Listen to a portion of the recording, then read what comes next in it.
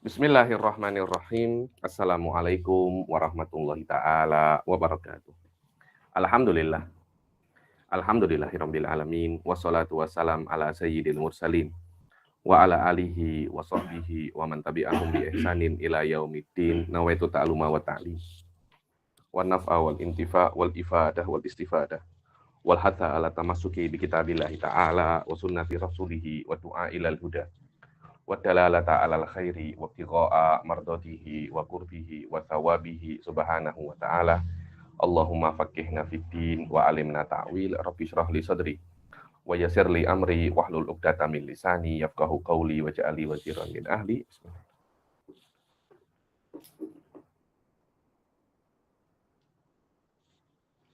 Alhamdulillah kita jumpa lagi di kelas ke-19 ya daripada kita Taqrirat Sadidah ini.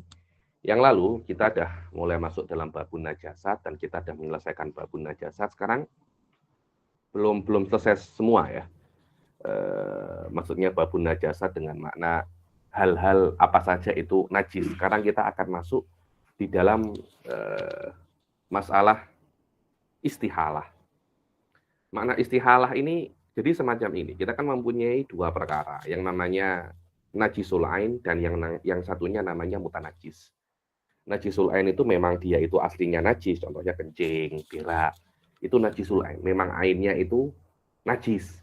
Ada lagi yang namanya mutanajis. Mutanajis itu benda suci yang terkena najis. Contohnya baju terkena kencingnya anak, atau kasut, atau terkena muntah, atau apa. Itu namanya baju yang mutanajis. Adapun muntahnya itu sendiri, itu najis. Secara umum, yang bisa disucikan itu hanya mutanajis. Mutanajis bisa disucikan. Najis tidak bisa disucikan. Maknanya bagaimana cara saya mensucikan berak? Tidak bisa. Berak tidak bisa disucikan. Maknanya tidak ada satu keadaan pun yang menjadikan berak dulunya najis menjadi suci. Tidak ada. Oh, tapi ini beraknya tak bau, Habib. Walaupun tak bau, selama dia itu dikatakan apa namanya berak, tetap dia itu apa namanya najis. Yang bisa disucikan adalah baju atau perkara-perkara yang suci yang terkena najis. Ini penting Ustaz Husili ya. Perbedaan antara najis dan mutanajis. Poin yang kedua, biasanya fuqaha Syafi'i itu yatasamahun.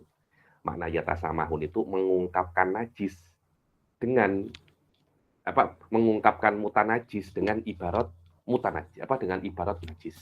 Jadi hadza saubun mutanajis. Dikatakan hadza saubun najis, semacam itu. Hadza saubun najis. Tidak ada. Baju biasanya itu tidak najis. Karena jarang baju yang dibuat daripada benda najis itu jarang ada, cuma jarang. Contohnya mungkin baju yang dibuat daripada kulit babi, itu baju yang najis, tapi majority baju itu tidak najis, tapi suci, tapi terkena najis. Nah, yang bisa disucikan itu hanya benda suci yang terkena najis. Disucikan bisa, dibasuh kah? Jadi najisnya dihilangkan daripada benda najis ini, daripada benda yang suci ini. Adapun benda yang najis itu tidak bisa berubah menjadi suci, kecuali tiga. Kecuali apa namanya? Tiga. Lah, benda yang najis menjadi suci itu tidak dengan tidak dengan dibasuh, tidak ada benda najis menjadi suci dengan cara dibasuh, tidak ada. Kalaupun ada benda suci, benda najis menjadi suci itu dengan cara istihalah. Apa itu istihalah? Istihalah itu nama lain daripada istihalah itu adalah inkilab. Inkilabul haqaiq. Hakikatnya itu berubah daripada benda ke benda yang lain. Jadi sudah berubah hakikatnya. Contohnya adalah kejap lagi ini adalah khomer. Khomer ini karena dia itu cecair yang memabukkan, dia itu najis. Saya nak basuh khomer, tidak bisa itu. Nak basuh khomer tidak bisa. Khomer tidak akan bisa suci dengan dibasuh. Ada cara untuk menjadikan dia itu suci. Bagaimana? Khomer itu kena berubah hakikat menjadi benda lain. Apa itu? Khol, cuka. Nah, ketika dia sudah menjadi cuka, dia itu sudah bukan khomer lagi. Dia sudah Dia sudah berubah hakikat. Ketika hakikatnya berubah, maka kita katakan itu adalah cuka, bukan homer. Nah, cuka suci, bukan apa namanya, bukan najis lagi. Itu namanya istihalah. An-najasat allati tadhuru bil istihalah. Al istihalah inqilabu syai'. Makna inqilab itu berubah daripada hakikat ke hakikat yang lain, berubah daripada mahiyah ke mahiyah yang lain. Ai tahawuluhu min sifatin ila sifatin ukhra. Berubahnya daripada sifat ke sifat yang lain, bukan sifat ya, kan, tetapi hakikat. Bukan hakikatnya sama, sifatnya berbeda, tidak ada macam itu. Oh, ini khomer, dulu pahit sekarang manis. Suci kah itu? Kan tidak kan, khomer pahit dan khomer manis tetap najis. Dia bukan tetap khomer tapi sifatnya berbeda. Tapi memang sudah berubah menjadi benda lain lah, berubah menjadi benda lain. Itu di dalam istilah itu bukan berubah sifat, tapi berubah hakikat. Hakikatnya memang sudah berubah, tapi wallahu a'lam mungkin fuqaha ini ya tasamahun itu apa ya? Mempermudah takbir ya, sudahlah, tidak ada masalah takbir ini, walaupun salah-salah sedikit kita tutup mata lah. Tak ya engkau terlampau terlampau detail. Kalau Anda terlampau detail, nanti cakap pun tak boleh. Karena kita hari-hari itu cakap itu banyak yang dimahdhuf juga. Banyak yang dimahdhuf. Kalau kita semua yang mahdhuf pernah disebutkan, Anda kalau nak cakap satu perkara, saya ingin minum teh sekarang juga. Waduh, panjang sekali. Nah apa? Teh. Nah, apa itu kan? Nah apa? Teh. Loh, teh itu kan bukan jumlah mufidah kan? Kan ada yang mahdhuf kan? Saya nak teh. Nah, semacam itu. Cuma karena dimahdhuf menjadi nah apa? Teh. Gede-gede. Pesan apa? Pesan ini. Pesan apa? Ini. Loh, ini apa? Di dalam jumlah pun bukan jumlah mufidah kan, tetapi ya cara berbicara semacam itu, dibilang ya tasamahun. Ya tasamahun itu mempermudah kata-kata dengan makna yang jelas ya, Fatadhuru bil istihalah ba'dun najasat allati la tadhuru bil ghusl. Dibilang maka akan menjadi suci beberapa benda yang najis yang tidak bisa suci dengan dibasuh. Dengan dibasuh tidak bisa suci, tapi dengan istihalah bisa suci. Dan itu hanya tiga. Yang satu pun ada khilaf. Jadi yang mu'tamad itu ada 2 saja. Apa yang pertama? Al-khamru idza takhallalat bi nafsiha. Arak kalau dia itu menjadi cuka dengan sendirinya. Makna dengan sendirinya, tidak dibantu perkara yang lain. Jadi ada dulu itu cuka khamr itu bisa menjadi cuka yang biasanya prosesnya itu 1 bulan, itu ditambahi benda-benda yang khas bisa mempercepat proses. Lah, kalau dia mempercepat proses, nanti itu hukumnya berbeda lagi. Kayak bisa takhalil. Al-khamru idza takhallalat bi nafsiha. Ai tahawwalat bin sifatil khamriyah ila sifatil khalliyah. Bukan sifat ini, tapi apa? Hakikat. Daripada hakikat khamriyah kepada hakikat khalliyah. Tanpa idhofati ayyi syai'in 'alaiha, tanpa ditambahi apapun kepada khamr. Karena kalau ditambahi kepada khamr, nanti itu tidak bisa menjadi suci karena beberapa alasan. Dibilang wala yadurru wat'u asalin wa sukarin wa ma'i wardin litibi raihatiha. Tidak ada masalah Anda menambahi apa? Asal, madu, sukar, gula, ma'i wardin, air mawar. Kenapa? Untuk memperwangi baunya.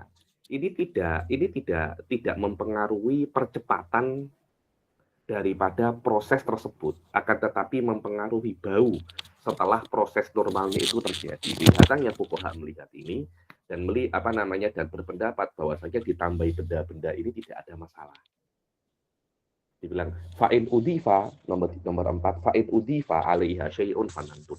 Kalau seumpamanya ditambahi ke dalam khamr itu sebelum dia itu berubah menjadi khol beberapa perkara, kita tengok. Kalau biasanya sebab ditambahinya itu bukan untuk mewangikan kholnya nanti, akan tetapi untuk mempercepat prosesnya biasanya. Mungkin kalau proses normalnya 1 bulan, ditambahi benda-benda ini menjadi prosesnya itu 2 minggu, 1 minggu. Lah kalau benda yang ditambahi itu najis, seperti apa? Seperti ditambahi bangkai cicak contohnya. Maka tidak akan suci khomer itu, tidak akan apa namanya? Tidak akan suci khomer itu, ditambahi berak kerbau, ditambahi berak kerbau, ditambahi tai kerbau. Walaupun diambil tai kerbau itu sebelum berubah menjadi cuka, tetap dia tidak akan suci. Kenapa? Karena di dalam khomer itu sudah tidak ada hanya najis khomer saja, tapi ada najis tai kerbau itu, dan tai kerbau tidak akan bisa untuk suci dengan cara apa? Istihalah. Oke, saya tambahi sesuatu yang suci, Habib. Sesuatu yang suci. Mungkin biasanya ditambahi onion, ditambahi bawang merah itu. Oh, maknanya Habib pernah buat khomer ya? Lu tidak, ini hanya contoh saja. Ketika ada khomer ditambahi onion, nanti prosesnya itu menjadi apa namanya? Menjadi cepat. Kalau seumpamanya diambil onion itu sebelum menjadi khol dan tidak ada sedikit pun daripada onion itu yang terpisah di dalam apa namanya? Di dalam khomer yang menjadi cuka itu, maka tidak ada masalah. Fala yadur.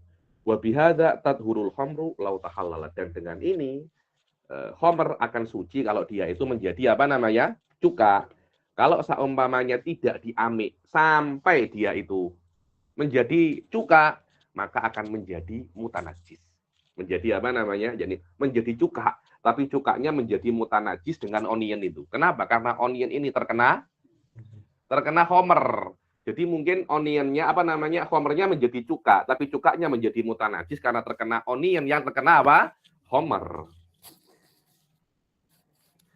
Amma idza lam tunza qabla tahallul, kalau itu kalau terus ada sampai setelah menjadi cuka.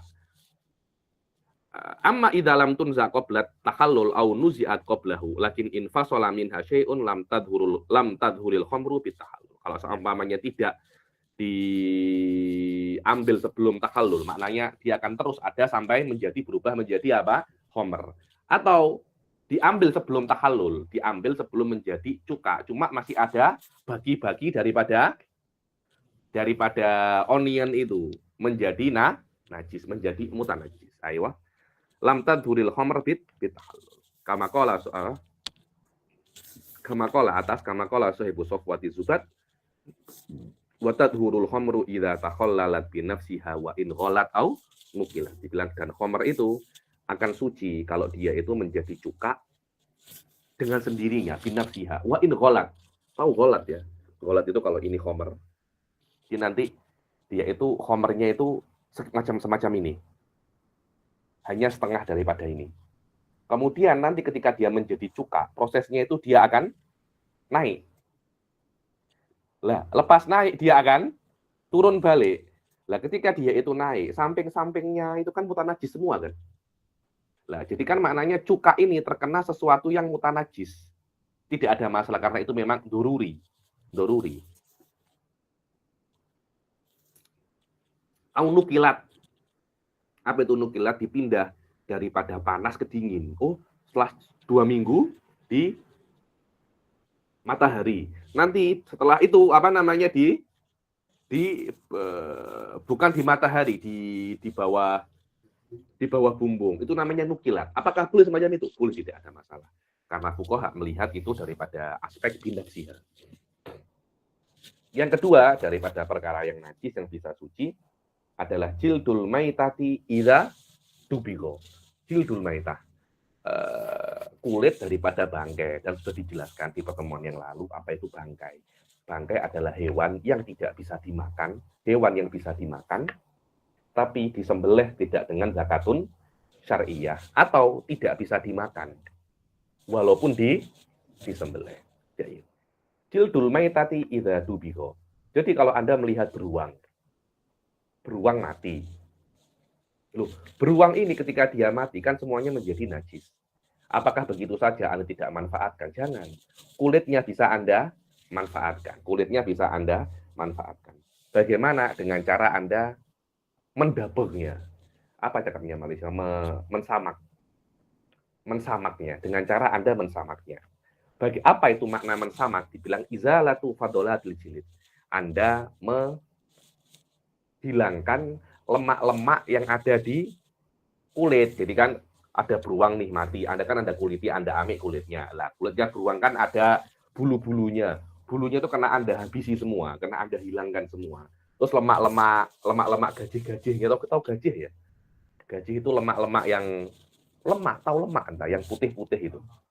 Nah, itu kena Anda sikat semuanya kena Anda hilangkan, daging-dagingnya kena Anda hilangkan, sampai dia itu menjadi kertas semacam ini. Kertas, macam-macam kertas lah, macam apa namanya?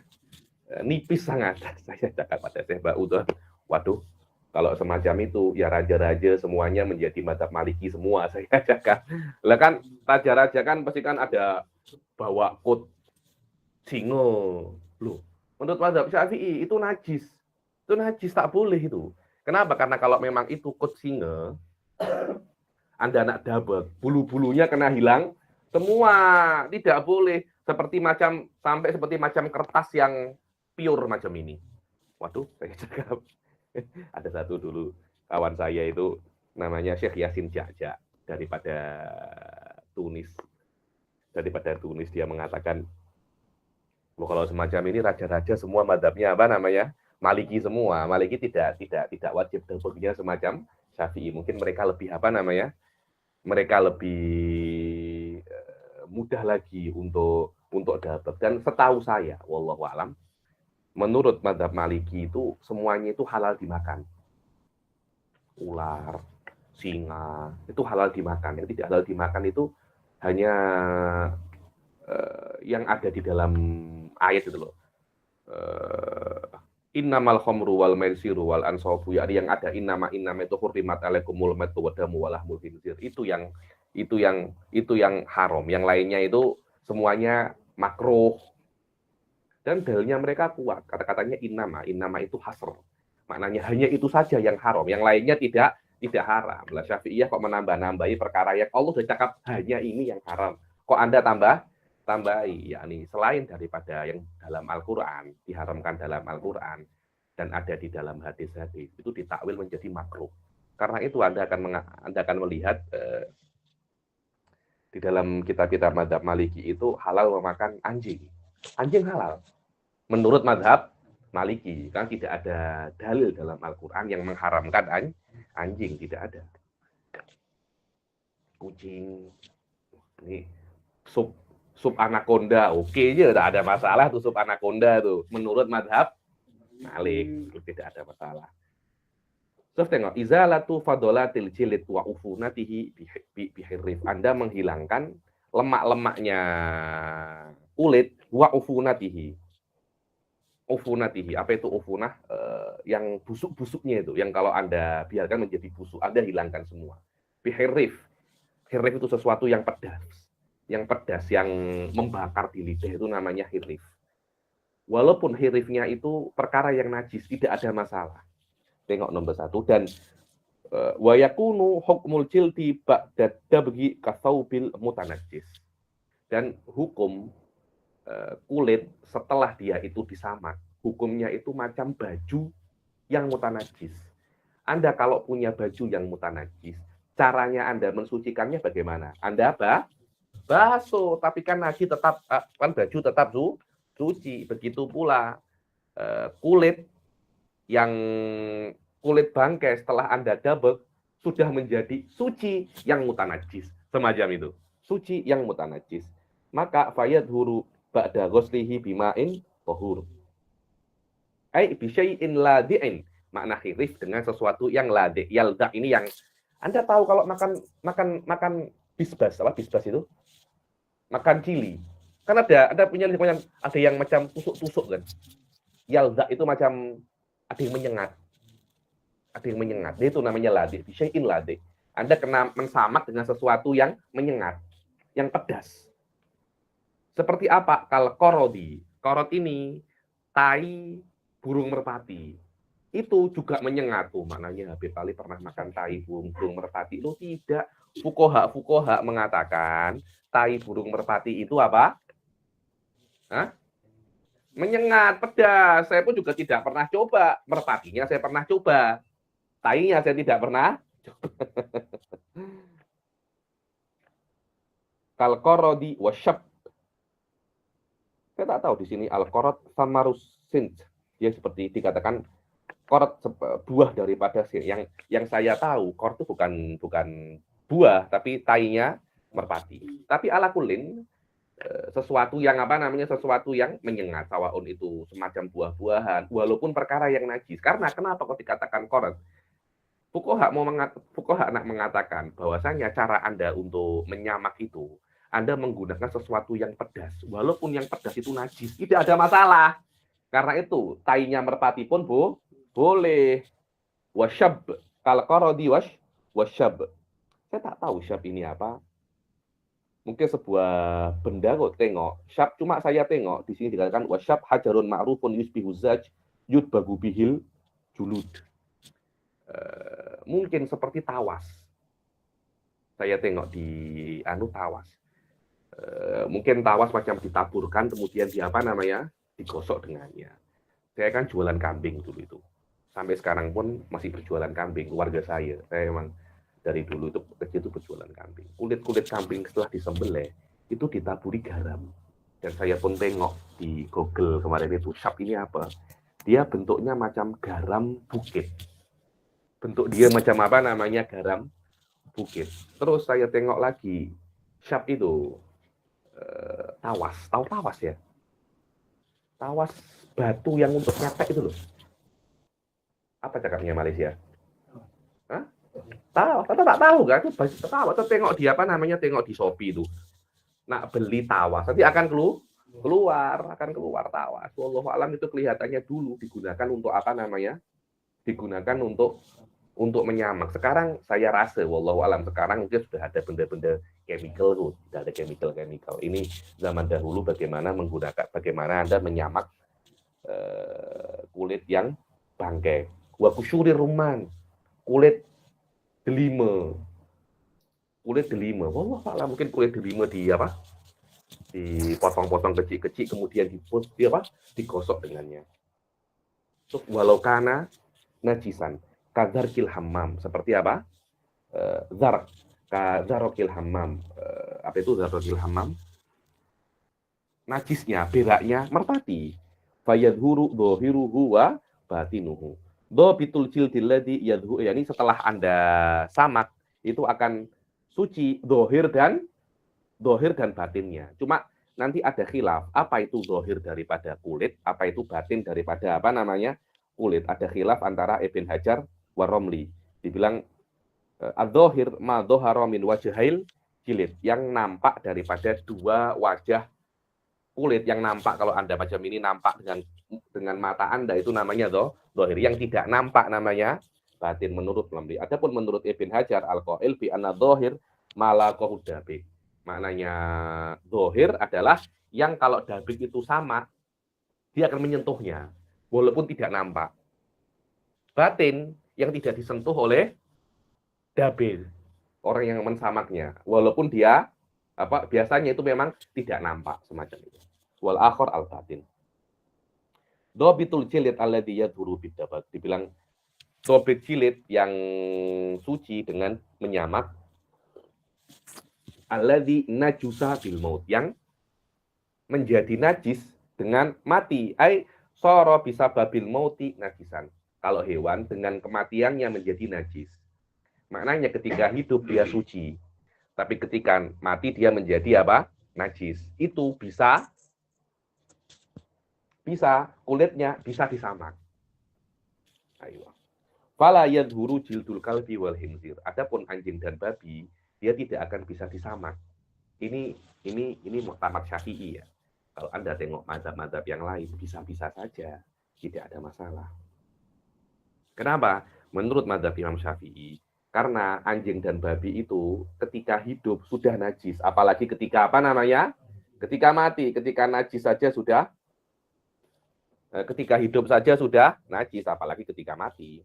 Dan syaratnya untuk kulit yang bisa disucikan sucikan, yang bisa disucikan dengan dabek ketika hidup dia suci, ketika mati tanpa disembelih syar'i, dia najis. Ayo.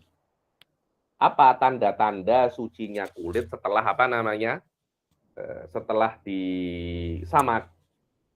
Dia yakni samak yang benar sekiranya setelah disamak kulit itu Anda masukkan ke air, Anda celupkan ke air, Anda gini lagi, setelah berapa lama dia tak bau.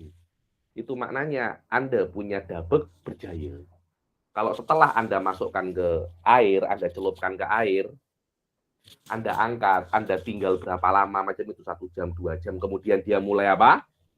Mulai bau, maknanya Anda punya dabek itu tak berjaya. Biwusulihi ila halatin bihaitsu law nuqi'a fil ma'i lam ya'ud ilaihin natan. Dibilang dia itu sampai dalam keadaan sekiranya dia itu kalau dicelupkan ke air tidak kembali bau busuknya itu. Dibilang dan dimaafkan an qalili sya'rihi inda romli. Dimaafkan sedikit daripada rambutnya menurut Imam Romli. Maknanya dimaafkan itu sedikit rambutnya itu sedikit bulunya itu najis tapi dimaafkan. Menurut Ibn Hajar tak kalau sedikit suci sekali, bukan najis tapi dimaafkan. Nah, iya. Kama qala sahibu sofwati zubat wa jildu maitatin siwa khinziri bar wa kalbin in yudbag bihirrifin tohur atau tohar. Wa jildu maitatin dan apa jildu itu? Kulit kulit bangkai selain khinziri bar. Khinzir babi bar. Apa itu bar? Darat. Babi darat wakalbin dan anjing. Nah, kata-kata bar ini untuk apa? Sebagian ustadz ketika mengajar saya ini mengatakan bar ini takmilatan lil bait.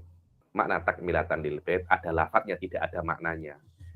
Macam itu namanya takmilatan lil bait. Maknanya setiap babi itu darat, ada babi laut. Saya rasa ada babi laut. Kalau anjing saja laut ada, apalagi babi laut. Wallahu a'lam, saya rasa babi laut itu ada. Jadi kata-kata bar di sini bukan tidak ada maknanya untuk mengisyaratkan bahwasanya babi kalau dia itu laut itu halal. Karena semua yang ada di laut itu halal. Sampai fuqaha mengatakan walaupun bentuknya macam manusia. Mungkin jumpa duyung atau apa, Anda sembelih, oke, tidak ada masalah. Selama itulah laut. Jadi Anda jumpa babi laut dengan suara macam babi, bentuk macam babi, tapi punya sirip. Halal itu. Halal. Orang kan mengatakan, ada khinzir. Ayo, walakin ada khinzirul bar. Bukan khinzirul bar. Yang haram itu khinzirul bar. Adapun khinzirul bahar halal. Ya, ini wallahu a'lam katanya semacam itu. Tapi saya rasa itu sudah maklum good karena wal kalbi si wa khinziri barin ya seharusnya cakap wa kalbi barin juga ya nih. Nah, biar adil ya nih. Maknanya kalau anjing laut macam mana? Anjing laut itu halal. Kalau halal maknanya kulitnya apa perlu disam? Memang dia itu tidak disembelih kok. Adakah benda-benda apa namanya hewan-hewan laut disembelih? Tidak ada, tidak perlu disamak, tidak perlu disamak. Cuma ada khilaf, saya rasa wallahu alam ada khilaf itu. Ini khilaf ya, tapi level bukan mu'tamad. Beberapa pendapat dalam mazhab Syafi'i seingat saya ikan jerung macam megalodon, shark itu haram. Tapi ini bukan mu'tamad ya. Kenapa? Karena makan manusia. Pendapatnya semacam itu bukan dalilnya semacam itu, tapi ini bukan pendapat mu'tamad. Pendapat mu'tamad selama itu laut semuanya halal. Dulu pernah cerita itu sahabat cerita apa namanya datang kepada Nabi bawa daging paus, tahu paus? Daging paus. Jadi ada paus pada saat itu di pantai terdampar. Sahabat sedang musafir atau macam mana, lapar, tengok paus terdampar, akhirnya apa namanya? Amik dagingnya kemudian dimakan. Akhirnya malah sahabat ini kuat-kuat dan gemuk-gemuk. Pulang ke Mekah, cerita kepada Rasulullah, apa itu namanya? Kami jumpa hewan laut yang besar macam ini. Oh, udah habis dah dagingnya. Maksudnya aku juga minta sikit katanya. Itu menunjukkan bahwasanya perkara ini halal. Ayo. Karena pendapat setiap perbuatan Rasul boleh jadi apa namanya? Dalil hati-hati. Nabi semacam itu. Sekarang ini ulama, hati-hati ulama ini. Ulama ini kena jaga-jaga dalam semua perbuatannya. Jangan suka bersalaman dengan perempuan yang bukan muhrimnya. Nanti orang-orang kira itu perkara yang halal. Dulu ada di Indonesia itu ulama itu merokok. Habib Salim datang ke Indonesia, ke pondok-pondok macam itu, cakap pasal rokok. Yang nak bertaubat merokok, siapa? Beberapa orang yang punya pondok nak bertaubat. Hanya didoakan oleh Habib Salim Masyadiri. Terus sudah berhenti dah, seminggu 2 minggu berhenti. Satu pondok beribu tuh, tidak ada yang berani ngerokok. Malu dengan apa namanya? Malu dengan pengasuh pondok, dengan mudir ma'had itu. Biasanya mudir ma'hadnya itu tak kuat, tak kuat, nak tahan rokok, merokok balik. Murid-muridnya, hadza dalilul jawaz. Ini dalil dan diperbolehkannya merokok. Yang dulu itu mansuh. Dalilnya apa? Kiai kita, ustadz kita merokok. Semua beribu itu merokok. Ustadz ini, ulama-ulama ini senang-senang menakutkan juga sebenarnya menjadi seorang ulama. Karena berbuat pahalanya banyak, berbuat dosa berkali-kali lipat. Wakal bin in yuhbat bihirrifin tohar. Kalau disamak dengan perkara yang dengan sesuatu yang apa namanya hirrif. Apa itu hirrif? Pedas, suci. Wa masoroh hayawan. Dan apa-apa yang menjadi hewan. Nah ini di sini. Khilafnya itu di sini. Ya ini, Anda kalau tengok bangkai. Bangkai itu kan najis kan. Kemudian dari bangkai itu keluar ulat. Ulat yang keluar daripada bangkai najis. Apa dia mutanajis? Dia kan berasal daripada bangkai. Seharusnya yang berasal daripada bangkai juga najis, yang berasal daripada bangkai, karena ulat ini berasal daripada bangkai. Asalnya daripada bangkai. Bangkai najis, ulat pun juga najis. Tapi katanya fuqaha itu tidak najis lagi, tapi menjadi mutanajis.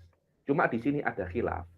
Kita tidak cakap pasal hukumnya. Hukumnya setuju bahwasanya yang namanya ulat ini mutanajis. Jadi contohnya Ustaz Buseri ambil ulat satu, ikat, letak di poket. Sudah dibasuh semua bersih ya. Letak sini, Allahu Akbar, salatnya sah. Dapat pahala ya saya tidak tahu itu urusannya Allah. Tapi kalau Anda cakap saya sebagai fuqaha, bukan sebagai mutakalimin ya. Bukan sebagai ahli tasawuf.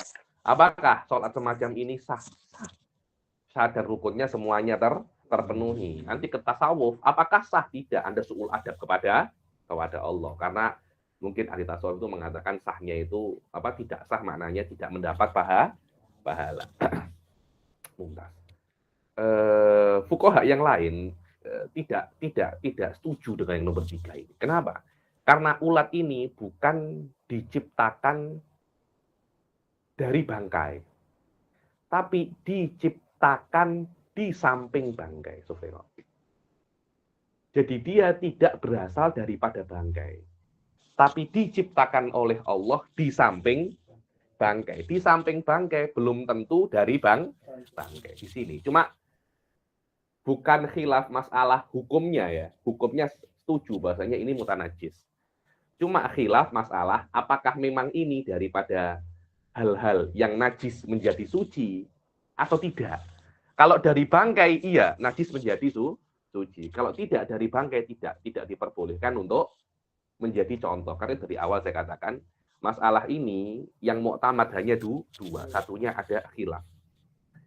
Kadut alladhi yakhruju min jifatil hayawan al-jismu ba'dal maut fa innahu yakhruju min jifatin najisah. Karena yang namanya ulat itu keluar daripada bangkai yang najis. Iya, kalau Anda katakan dari bangkai yang najis. Kalau dia itu keluar di samping bangkai yang najis, kita lain itu. Kita lain.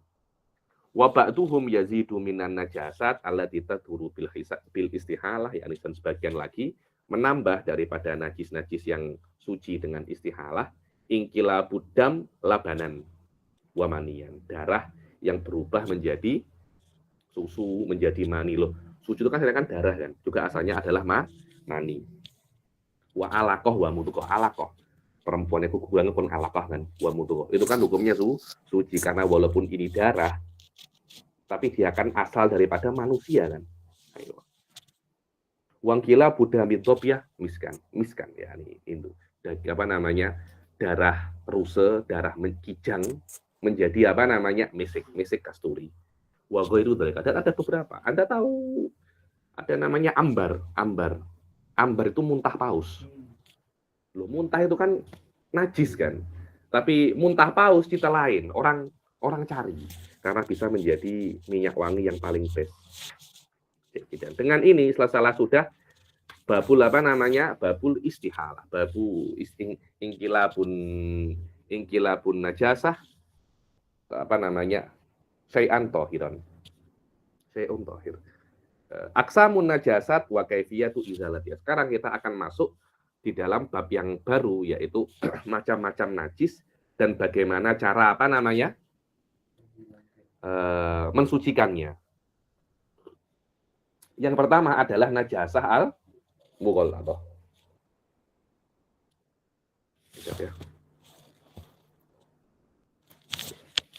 Adalah najasah al-mughalladhah. Dia adalah najasah anjing dan babi dan salah satu keturunannya. Karena kaidah mengatakan bahwasanya innal far'a, anak akan mengikuti yang paling teruk daripada orang tuanya. Yang paling teruk daripada orang tuanya di dalam najasah. Jadi kalau seumpamanya ayahnya kambing, emaknya babi, menjadi bambing. Lah, bambing ini apa hukumnya bambing ini? Hukumnya dia itu mughalladhah atau suci. Jadi ikut emaknya yang kambing atau ayahnya yang babi. Ayahnya yang babi. Di sini Habib Ahmad bin Hasan Al-Kab menukil baitnya Al-Imam As-Suyuti wa hadza fi ghayatil ahamiyah. Ini bait daripada mulakhos daripada ahkam tabaiyatil asl dan disebutkan di dalam Bajuri, dalam Hasyiah Bajuri. Alhamdulillah Habib Ahmad bin Hasan Al-Atos menyebutkannya di sini dengan penjelasan yang cantik. Kelihatannya penjelasan ini banyak diambil daripada siapa itu namanya? Daripada Hasyiah Bajuri. Kita baca, penting sekali ini. Qala Imam Suyuti mulakhisan ahkama tabaiyatil fara'il asl. Imam Suyuti berkata di dalam 3 bait ini sebagai ringkasan daripada hukum anak ikut ayahnya, ikut salah satu daripada kedua orang tuanya ketika berbeda di dalam beberapa aspeknya. Terus tengok, yatba'ul far'u fintisa bin abah. Kalau di dalam nasab ikut ayahnya, emaknya al-Qodahi, yakni emaknya Qodahiyah. Ayahnya Juhuri, anaknya Juhuri. Semacam itu. Wali ummin firriki wal ummu firriki wal hurriyah. Dibilang kalau merdeka dan hamba sahaya ikut maknya. Ayahnya hamba sahaya, umaknya merdeka, nasabnya ikut ayahnya, merdeka ikut emaknya. Karena itu di dalam fikih Syafi'i tidak boleh menikahi hamba sahaya, tidak boleh. Perempuan hamba sahaya tidak boleh dinikahi kecuali dengan syarat yang sangat susah sekali. Kenapa? Ya ini, nanti anak Anda menjadi hamba sahaya nanti. Dan syariat tidak suka menjadi hamba sahaya. Zakat ikut yang paling ringan. Wadinul a'la, agama ikut yang paling atas. Dan di dalam jaza usaid, di dalam haji, ikut yang paling berat. Dan dia pun ikut yang paling berat. Wa akhasul aslaini, rijsan wa dzabhan. Dan yang paling teruk daripada ayah dan emah, daripada aspek kenajisannya, sembelihannya, pernikahannya, dimakannya, dan udhiyah. Apa itu bisa dikorbankan atau tidak. Terus tengok. Wa syarhul abiyat qauluhu yatba'ul far'u fintisa bin abah, bahwasanya annal walada wal binta, anak laki-laki dan perempuan itu keduanya akan mengikuti di dalam nasab ayahnya. maka nasabnya nasab ayahnya. Sawaun ayahnya itu Arabi atau Ajami. Di Arab itu nasab-nasab ini masih sangat dipentingkan. Di kita sudah jarang kan. Oh, di Arab juga. Ente ini bangsa apa? Ente ini kabilah apa? Karena kalau ada apa-apa, kabilahnya itu akan maju membela. Jadi hamiyah itu masih ada. Kita masih sudah tidak ada kita ini. Wa qauluhu wali ummin firriqi wal hurriyah, dan emak di dalam rik dan hurriyah. Contohnya kalau waladatil mar'ah mauludan, kalau perempuan melahirkan bayi dan perempuan itu merdeka, maka anaknya pun juga merdeka walaupun ayahnya itu hamba sahaya. Begitu pula sebaliknya, ayahnya merdeka, emaknya hamba sahaya, anaknya hamba sahaya. Kecuali kalau emaknya hamba sahaya, yang menghamilinya sayyidnya. Kita lain. Kalau yang menghamilinya itu sayyidnya, anaknya itu ikut sayyidnya, merdeka ikut sayyidnya, dan emaknya naik pangkat dari hamba sahaya menjadi ummul walad. Emaknya anak-anak. Nah, bukan istri. Ini siapa? Emaknya anak-anak. Saya merasa tengok itu kurang ajar ibu dari Jakarta. Dia macam menganjing istrinya. Ini siapa? Emaknya anak-anak. bukan ya, bukan istrinya. Dia kan tahu hukum fikih kurang ajar. Anda ini menganjing ya. Dia tertawa aja. Wa zakatul akhaf. Dia bilang, walau ahbala jamalun baqaratan. Kalau seumpamanya jamal, onta menghamili apa? Bakoroh, sapi betina. Kemudian sapi betina ini melahirkan, yakni sapi dihamili oleh onta menjadi upi. Onta sapi. Anaknya ini ikut siapa? Oh, sekarang onta sapi ini ada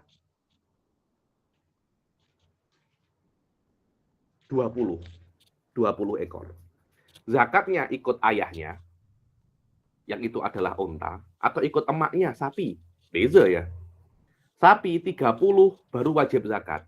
Dibilang 30 tabi, 40 musinnah. Onta 5 dah wajib zakat. 5 ekor onta, 1 ekor kambing. Ini 20. Kalau ikut ayahnya wajib zakat. Ikut emaknya belum wajib zakat. Ikut siapa? Akhaf. Yang paling ringan. Yang paling ringan tak wajib zakat. Masih belum wajib zakat. Wal akhafuna al-baqarah, dan yang ringan di sini adalah sapi.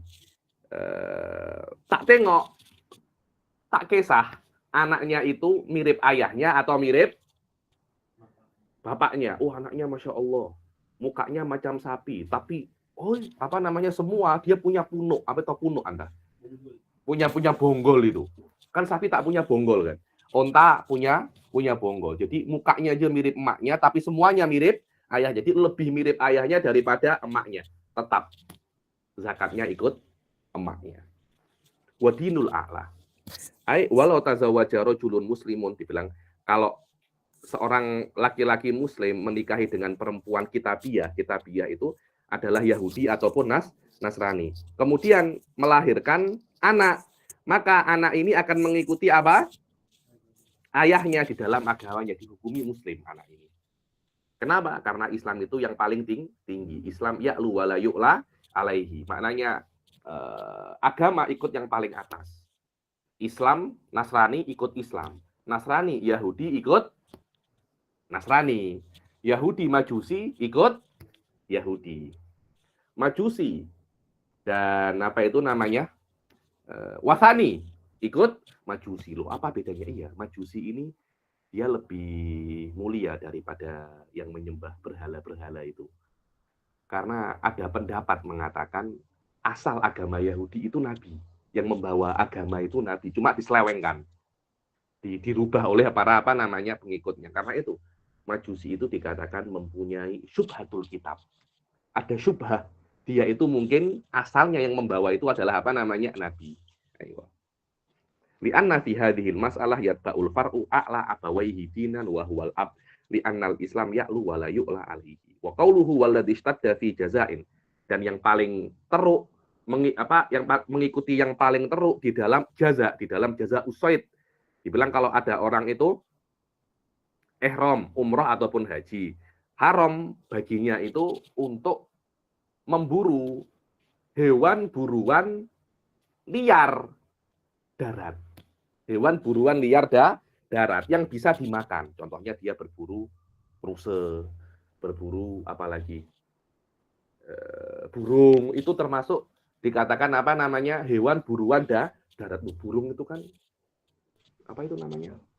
Jawi, dia udara, maknanya barat.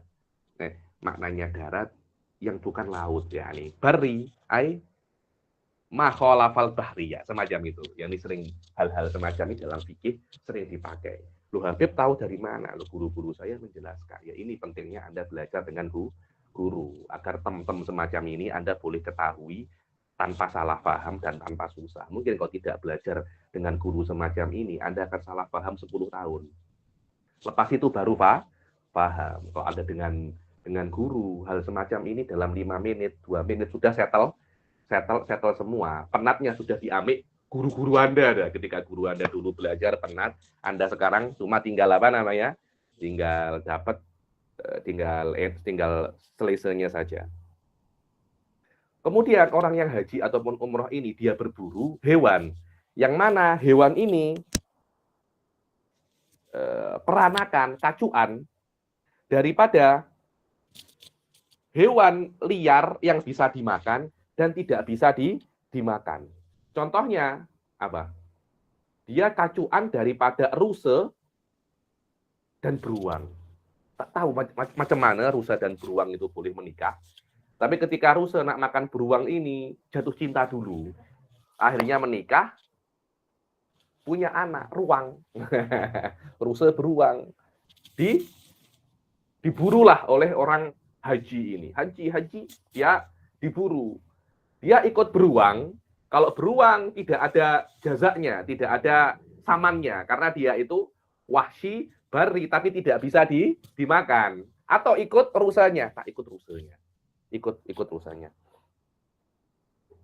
Karena yang terlahir daripada bari makul, bari ini hewan buas, hewan liar darat yang bisa dimakan dan selainnya akan ikut yang paling teruk, wahwal bariyul makul. Wadiyah yakni, dan di dalam dia kalau ada seorang laki-laki terlahir daripada emak kitabiyah dan majusi. Ayahnya majusi, emaknya kitabiyah, emaknya Nasrani ataupun Yahudi. Aywa. Dan dibunuh oleh seorang muslim. Anaknya ini ikut diahnya majusi atau ikut diahnya kitabi? Tak ikut diahnya kitabi. Kenapa? Karena diah yang paling teruk. Karena diahnya kitabi lebih mahal daripada diahnya majusi. Seingat saya, kitabi itu sepertiga. Diahnya majusi lebih rendah daripada apa? Sepertiga. Sepertiga apa? Sepertiga diahnya muslim. Jadi kalau muslim 100, kitabi ini 33. Majusi. Usyur apa sulusul usyur ya? Sangat sedikit sekali. Fa innahu talzamuhu diyatun kadiyati rajulin min ahlil kitab ma'a annahu yatba'u abahu fir rijsi fahuwa majusi lakinnahu yatba'u ummahu fi mas'alati diyah li annahu al-asyad. Maka orang yang membunuh itu akan ikut diahnya ahli kitab walaupun dia mengikuti ayahnya di dalam kenajisan. Di dalam kenajisan wah itu apa? Majusi, akan tapi di dalam diah ikut emaknya. Wa akhasul dan ini kita punya case. Dan mengikuti yang paling teruk daripada kedua orang tuanya daripada aspek kenajisan. Lau tawallada rajulun baina kitabi wa majusiyah fa innahu yatba'u akhasihima wahyal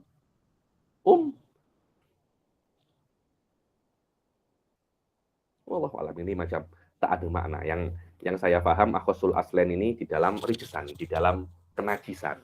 Loh, apakah anak yang terlahir daripada ayah majusi dan emak kitabiyah dikatakan dia itu najis? Tidak lah, kenapa katakan najis? Berbeda kalau yang selanjutnya benar. Walau tawallada dobyun min khinzirin wa dobyatin. Ada dobi itu rusa yang tidak ada kancil dulu. Orang Malaysia punya kancil. Kancil terlahir daripada ayahnya babi, emaknya juga kancil yang sudah balik, kancil yang sudah balik ya nih. Anaknya apa? Kabi, kancil babi.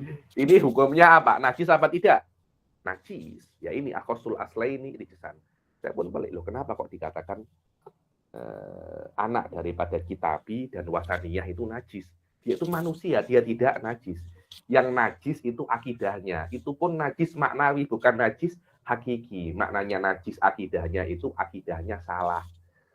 Dan keterukan akidah salah diungkapkan semacam dia itu najis. Bahwa majazi ya. Ayo. Wah nikahan. Nikah yang paling teruk. Masya Allah Ustadz Busiri jatuh cinta dengan Rebeka. Rebeka ini macam mana?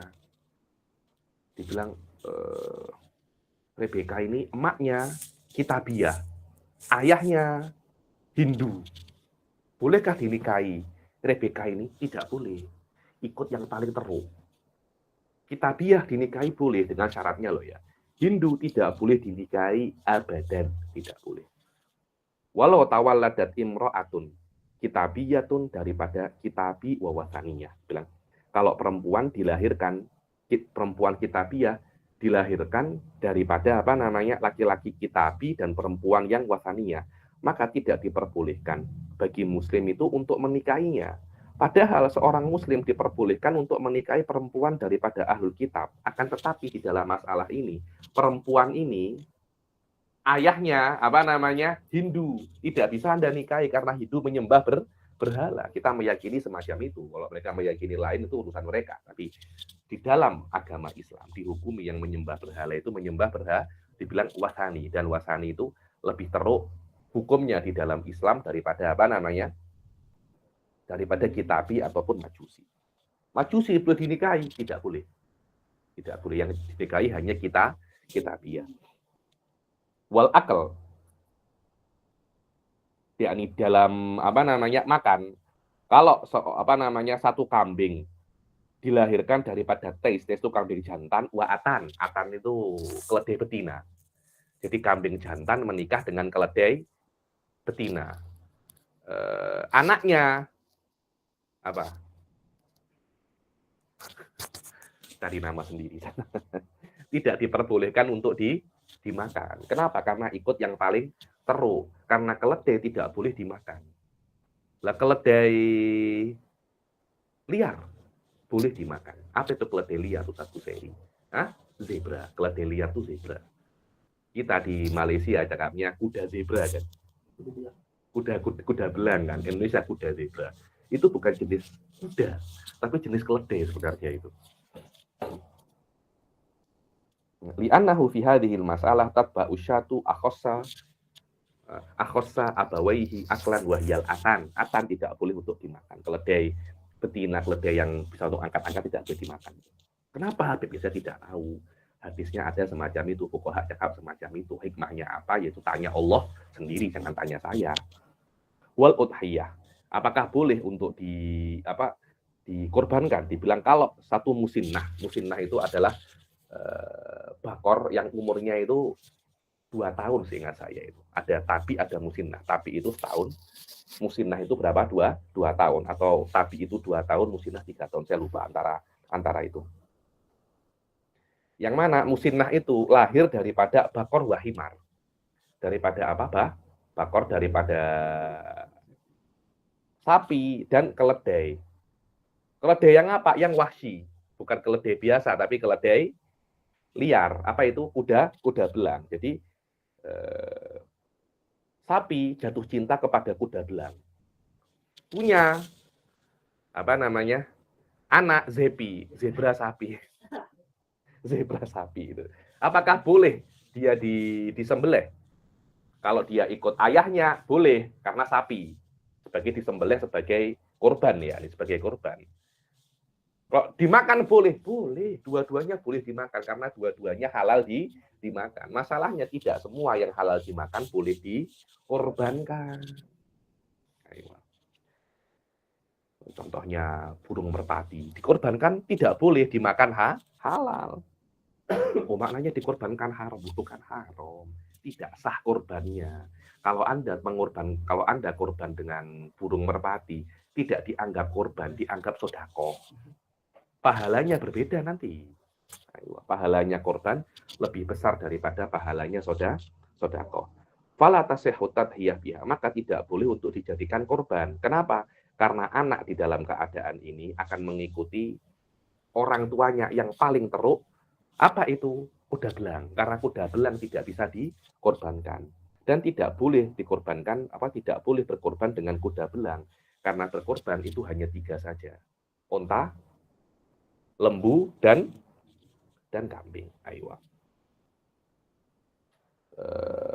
Dengan ini sudah selesai ya masalah apa namanya? Masalah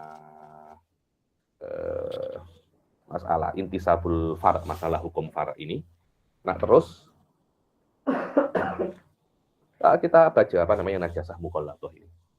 Sababut tasmiyah bil mughalladah li anna syari' ghalladha fi hukmiha. Dinamakan ini adalah najasah mughalladah. Mughalladah ini najasah yang berat.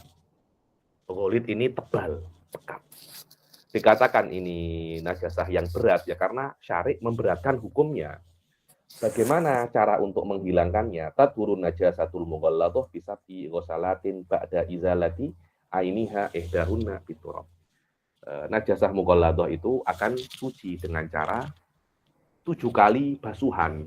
Setelah dianggap 7 kali, itu setelah Anda menghilangkan ainun najasah. Jadi di sini ada contohnya, ini adalah tai anjing. Anda hilangkan dulu tai anjingnya, Anda basuh dengan air biasa dulu, udah hilang tai anjingnya, baru dimulai apa namanya? 1, 2, 3 semacam itu. Dan mesti salah satunya dengan debu. Loh, kenapa kok salah satunya? Karena ada beberapa hadis mengatakan akhiruhunna, awaluhunna, awsatuhunna. Ketika tengok hadis ini, Syafi'iyah itu mengatakan sudah salah satunya, tak kisah awal, tengah ataupun akhir. Karena itu hadis ini, istimbat hadis ini tak mudah. Wahabi itu selalu mengatakan kembali ke dalam kitab sunnah. Loh, macam mana Anda apa namanya istimbat ini hadis sahih loh. Oke, ketika ini hadis sahih, yang lain-lainnya ini Anda buang sampah kah? Nah, ini kan juga riwayat kan, minimal menafsirkan hadis yang sahih ini, karena tidak mesti hadis ini sahih yang bertentangan dengannya mesti dibuang semua, tak semacam itu. Kalau ilmu hadis semacam itu, jadi muhadis mudah aja. Bukhari dan Muslim Anda hafalkan, semuanya sudah menjadi hadis sahih. Wal afdol an yakuna wad'ut turabi fil ghuslatil ula. Dan yang paling afdol debunya itu di basuhan yang pertama. Sekiranya kalau seumpamanya debu di basuhan yang pertama, Anda membasuh, kemudian ada percikan-percikan yang ke sini. Lah, percikan daripada air yang memercik ke mana itu namanya? Ke kaki Anda. Padahal yang najis adalah tangan Anda. Kaki Anda itu dianggap mutanajis dengan mutanajis dengan najis yang ada di tangan Anda. Loh, tapi kan saya kan sedang membersihkannya. Memang sedang membersihkannya. Tapi Anda punya tangan masih belum suci. Dianggap airnya itu masih dalam keadaan mutanajis. Setelah suci, baru dianggap itu musta'mal. Ketika dia itu masih belum suci, terpercik air, sudah dibasuh 3 kali. Anda cuma wajib yang terpercik air itu di kaki, Anda basuh 4 kali saja. Basuh 4 kali lah. Duluan Anda beri turab dulu. Jadi kalau turabnya sudah Anda beri, yang terkena di kaki tidak perlu ada turab. Kalau turabnya masih ada, kemudian turabnya belum Anda letakkan, kemudian terpercik di kaki, yang di kaki pun kena Anda bersihkan menggunakan turab, menggunakan debu. Hatta law asabahu rasyasun fi ayyi ghuslatin ba'daha. Sekiranya kalau dia itu terkena percikan di basuhan manapun setelah basuhan yang ada debunya, yaitu basuhan pertama, maka dia hanya wajib untuk membasuh apa yang terkena basuhannya dengan air tanpa turab, tanpa debu, dengan jumlah basuhan bagi yang sudah basuh. Kalau sudah 3 ya 4, semacam itu. Kama qala sahibu sofati zubat najasatul khinziri mislul kalbi tuhsalu sab'an marrotan biturbi. Dan lidzalika salasu kaifiyat. Yang cara membasuhnya itu ada 3 cara. Yang pertama adalah masjul ma'i biturabi hatta yatakaddar. Yakni ini air, Anda tambah turab, Anda kacau sampai dia itu yatakaddar. Sampai keruh, baru Anda tuang. Kemudian Anda meletakkannya di tempat najis, dan ini yang paling afdol. Atau wad'ut turab ala mahalin najasah. Anda letakkan debu di sini, baru Anda tuang air, itu juga bisa. Wad'ul turabi ala mahalin najasah thumma sobbul ma'i fauqahu. Yang ketiga, sobbul ma'i ala makanin najasah thumma wad'ut turabi fauqahu. Anda basuh dulu, setelah Anda basuh baru Anda letak debu, itu pun juga boleh. Wallahu a'lam. Yang kedua, najasah mukhaffafah, biarkan di kelas yang akan datang insyaallah. Sekarang bagi yang nak bertanya, silakan. Assalamualaikum Habib. Waalaikumsalam. Saya ingin bertanya, pas debu yang digunakan untuk membasuh najis mughalazah ni, adakah debu yang sama syarat dengan tayamum atau lebih luas? Sama syarat dengan tayamum. Tahu saya semacam itu. Maksudnya bukan apa jua tanah tak boleh. Dia mesti yang ada debu. Dia mesti debu yang digunakan untuk tayamum, ya debu itu juga yang digunakan untuk membersihkan najis anjing dan babi, najasatul mughalazah ini. Dobit bagi debu dia kalau tepuk-tepuk keluar yang habuk-habuk tu. Memang semacam itu. Cuma kadang-kala di tanah-tanah itu ada debunya. Di tanah-tanah itu ada debunya. Jadi kalau Anda memasukkan tanah ke air, itu yang dianggap membersihkan najisnya bukan tanahnya, tapi debu yang ada di dalam tanahnya. Wallahu a'lam. Syukran Habib. Sama-sama. Nak tanya lagi? Assalamualaikum Habib. Waalaikumsalam. Tadi disebutkan tentang cara hilangkan najis mughalazah. Cara kedua tadi dia sebut letakkan debu di tempat terkena najis, kemudian kita siramkan air. Untuk cara kedua ni, debu tu nak diandaikan banyak mana ya? Kena tutup semua tempat ke ataupun macam mana? Saya rasa semacam itu, kena tutup semua tempat. Anda tabur-tabur jelas. Anda tabur-tabur debu itu di tempat yang terkena najis, kemudian Anda siram pakai air. Donan je tak ya sampai Anda pakai mikroskop semua. Nah, Anda biasa-biasa je, donan aja itu. Okey, baik, terima kasih. Sama. Satu lagi tentang istihalah. Oh, silakan. Okey, kalau seperti najis kalau dibakar menjadi abu kan, adakah itu jadi istihalah juga? Tak. Tetap abunya itu tetap najis. Okey, syukran. Bahkan para fuqaha itu mengatakan tanah ketika Anda mengubur manusia, kan manusia dalamnya kan ada najis kan. Ada darah-darah, nanah-nanah. Tanah pekuburan itu najis. Kalau tanah pekuburan itu yang dibilang makbaroh membusyah. Jadi dikubur, hancur, digali lagi, diletakkan di dalamnya mayit yang baru. Itu tanahnya di situ, itu tanah yang tanah yang najis. Karena debu-debunya itu adalah debu-debu yang najis. Jadi walaupun sudah berubah menjadi debu, tetap najis, sama dengan berubah menjadi abu. Ini kan orang-orang China biasanya kan di cremation. Ayo. Ada lagi. Nak tanya, yang macam seperti ulat yang datang daripada bangkai, dia ada daripada bangkai dan di samping bangkai. Satu lagi apa? Dari bangkai, satu lagi apa? Yang ulat tu? Diciptakan di sebelah bangkai. Apa maksud di sebelah tu? Di sebelah bangkai maknanya ulat itu tidak berasal daripada bangkai, tapi ada di sebelah bangkai. Paham ya? Di sebelah tu bagaimana? Saya tak kurang jelas. Di sebelah itu di sekitar bangkai. Di sekitar bangkai, maknanya ketika ulat di sekitar bangkai, bukan maknanya ulat itu diciptakan madahnya asalnya daripada bangkai. Nah, kalau asalnya daripada bangkai, ya ulat itu daripada najis menjadi suci. Tapi kalau di sekitar bangkai, belum tentu dia itu dari bangkai. Wallahualam. Maknanya tidak bisa dijadikan contoh. Dia adakah seperti macam ulat sebelum jadi rama-rama atau kupu-kupu, adakah kepompong tu najis juga? Tak berapa najis kepompong. Tak tahu, kalau kepompong daripada tainya ulat mungkin najis kot. Tapi kepompong itu dari apa? Nggak tengok kepompong mungkin daripada hidungnya, daripada mulutnya. Saya rasa itu tak najis kot.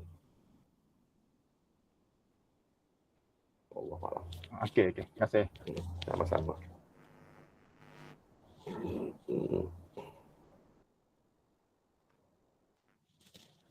Apalagi sudah?